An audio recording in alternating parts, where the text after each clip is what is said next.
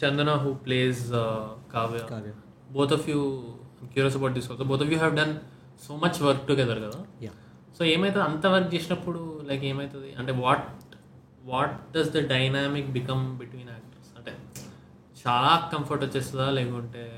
చాలా కంఫర్ట్ వచ్చేస్తుంది. And in fact నీకు అర్థమైపోతుంది ఆ అమ్మాయి ఏం చేయబోతుంది.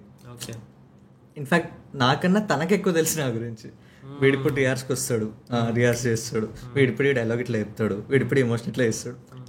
తను బాగా అబ్జర్వ్ చేస్తాడు అనమాట. టేక్లో ఉన్నప్పుడు ఒక ఫ్లో సెట్ అయిపోతుందా? ఎగ్జాక్ట్ ఫ్లో మాత్రం బాగా సెట్ అయిపోతుంది టు బి ఆనెస్ట్. అంటే కొత్త వాళ్ళతో ఉండదు అని కాదు, ఇక అంతే కదా, ఇంత చేసినాం కాబట్టి అలవాటు అయిపోయి ఉంటుంది. బ్యాడ్మింటన్లో డబుల్స్ లాగా అంతే. అండ్ ఒకటి ఏంటంటే ఇప్పుడు ఐఎమ్ యాక్టర్, నాకు రిహార్సల్స్ చాలా ఇంపార్టెంట్. నేను డైలాగ్ చెప్పే ముందు పక్కా ఆ డైలాగ్ని రిహార్స్ చేసి వెళ్తా. అందరినీ వెళ్ళి అడగలేం. ఇప్పుడు నువ్వు కొత్త యాక్టర్, నీతో వర్క్ చేస్తున్నావు. కొంతమందికి ఏముంటుందంటే they feel their first take is the best take. వాళ్ళు రిహార్స్ చేయరు.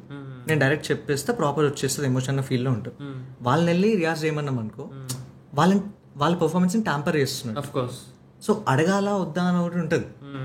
But if you have the freedom వెళ్ళి అడిగేయచ్చు కదా, నాకు రిహార్సల్ చేయాలి నాకు ఇట్లా అని. సో చందనాతో ఈ రిహార్సల్ అవటం.